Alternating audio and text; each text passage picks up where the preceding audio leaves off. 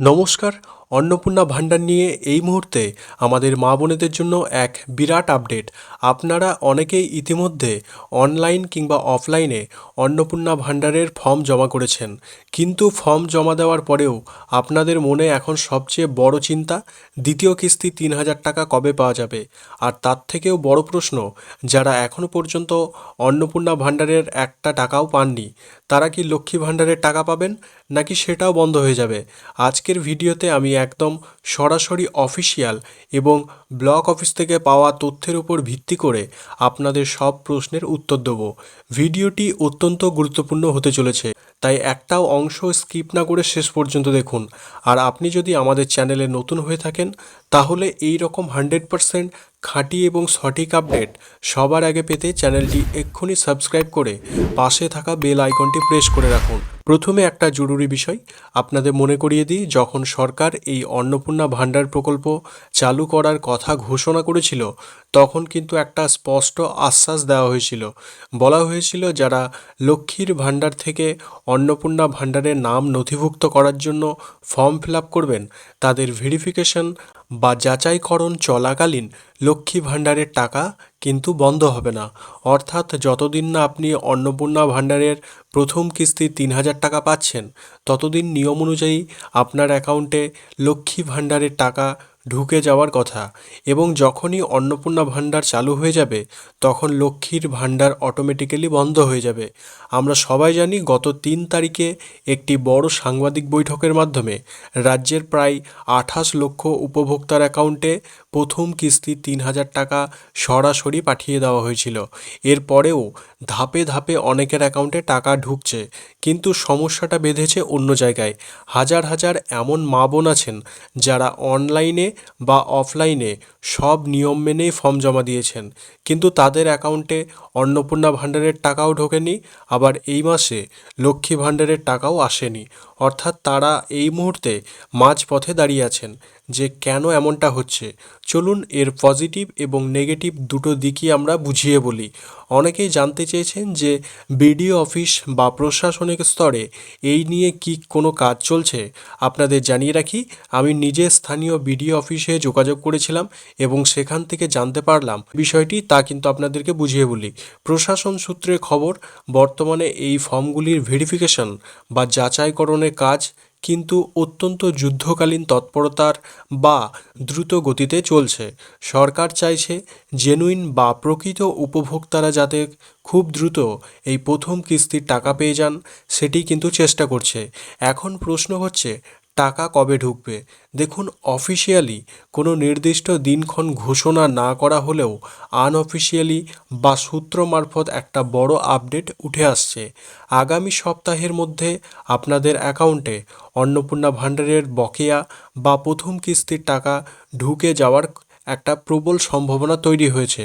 আর কোনো কারণে যদি আগামী সপ্তাহের মধ্যে অন্নপূর্ণা ভাণ্ডারের টাকা প্রসেস না হয়, তবে সরকার হয়তো আপনাদের লক্ষ্মীর ভাণ্ডারের টাকাটাই অ্যাকাউন্টে পাঠিয়ে দেবে, যাতে সাধারণ মানুষের কোনো সমস্যা না হয়। তবে এই মুহূর্তে ভেরিফিকেশন স্ট্যাটাসের কারণেই টাকা আটকে রয়েছে। এটাই হলো মূল পজিটিভ দিক। এবার আসি নেগেটিভ দিক বা বর্তমানে বিভ্রান্তির কথায়। সত্যি কথা বলতে এই মুহূর্তে অন্নপূর্ণা ভাণ্ডার নিয়ে একটা চরম বিভ্রান্তিকর বা জগা খিচুড়ি পরিস্থিতি তৈরি হয়েছে। কেন বলছি? কারণ সরকার অনলাইন আবেদন করতে বলছে ঠিকই, কিন্তু স্পষ্ট কোনো গাইডলাইন বা নির্দেশিকা সাধারণ মানুষের কাছে পৌঁছাচ্ছে না। আপনি যদি কোনো পঞ্চায়েত অফিসে যান, তারা একরকম কথা বলছে। আপনি যদি বিডিও অফিসে যান, সেখানে গেলে ওখানকার কর্মীরা আর এক রকম কথা বলছেন। আবার পাড়ার সাইবার ক্যাফে বা ডেটা এন্ট্রি অপারেটরের কাছে গেলে অনেক তথ্য অন্যরকম লাগছে। এমনকি স্থানীয় বিধায়ক বা বিএলও সাহেবদের কাছেও স্পষ্ট কোনো একক উত্তর নেই। এর ফলে সাধারণ মানুষের চরম কিন্তু হয়রানির শিকার হতে হচ্ছে। আর যারা অফলাইনে ফর্ম জমা দিয়েছেন, তারা ভাবছেন আবার অনলাইনে করতে হবে কি না। যারা অনলাইনে করেছেন, তারা ভাবছেন হার্ড কপি জমা দিতে হবে কি না। আমাদের চ্যানেলের পক্ষ থেকে সরকারের কাছে এবং মাননীয় মুখ্যমন্ত্রীর কাছে এটাই অনুরোধ, যে দয়া করে এই বিষয়ে একটা স্পষ্ট বিজ্ঞপ্তি জারি করে সমস্ত মা বোনেদের এই বিভ্রান্তি দূর করা হোক। কেউ অনলাইন করলে বা তার অফলাইনে করার দরকার আছে কি না বা দু জায়গাতেই করতে হবে কি না এটা পরিষ্কার জানালে মানুষের খুব উপকার হয়। এখানে আরও একটা অত্যন্ত গুরুত্বপূর্ণ পয়েন্ট আপনাদের জানিয়ে রাখি, প্রথম মাসে প্রায় 50 লক্ষেরও বেশি মানুষ এই কোনো রকম ফর্ম ফিল আপ ছাড়াই অন্নপূর্ণা ভাণ্ডারের 3,000 টাকা পেয়ে গিয়েছিলেন। আপনারা যদি ভেবে থাকেন যে প্রতি মাসে এই টাকাটা ফর্ম ফিল আপ না করেই চলে আসবে, তবে কিন্তু মস্ত বড় ভুল করছেন। যারা ফর্ম ফিল আপ না করে প্রতি মাসের টাকা পেয়েছেন তারা অবশ্যই অতি দ্রুত আপনাদের ফর্মটি অনলাইনে বা অফলাইনে ফিল আপ করে জমা দিন। যদি আপনারা ফর্ম জমা না দেন তবে আগামী মাস থেকে আপনার অন্নপূর্ণা ভাণ্ডারের টাকা সম্পূর্ণরূপে বন্ধ করা হবে।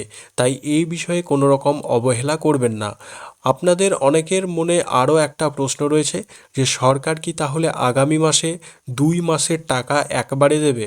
দেখুন, নীতিগতভাবে ভেরিফিকেশন চলাকালীন লক্ষ্মীর ভাণ্ডারের টাকা পাওয়ার কথা থাকলেও যেহেতু পাননি, তাই সরকার যদি আগামী মাসে দুটো কিস্তির টাকা একসঙ্গে দেয় তবে সাধারণ মানুষের মুখে কিন্তু হাসি ফুটবে।